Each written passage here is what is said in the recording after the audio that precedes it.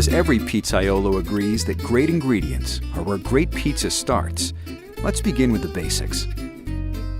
At Caputo, the last remaining grain mill in Naples, the third-generation owners specialize in blending wheat varieties to create flours with precise characteristics.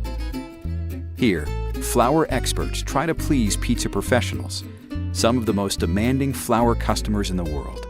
Molino Caputo supplies most Neapolitan pizzerias in the world with the flour for their pizzas. Mauro Caputo is now managing the mill, and he works all day, every day, trying to make the best mix of different wheats to make the best flour possible.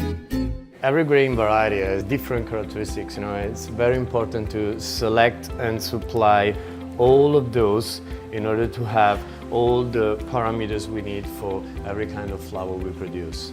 The grain changes a lot according to different factors. We have starch and proteins, and these are the most important to create such a balanced flour.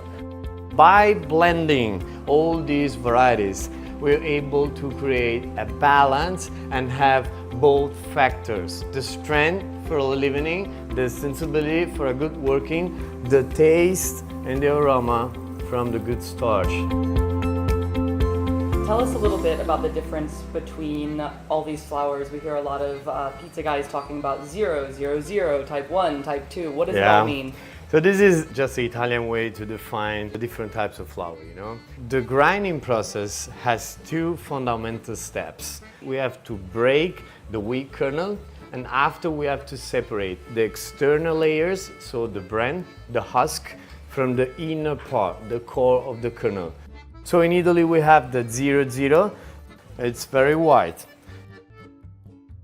The 0-1 is a little bit different because we keep a small percentage of bran into the flour.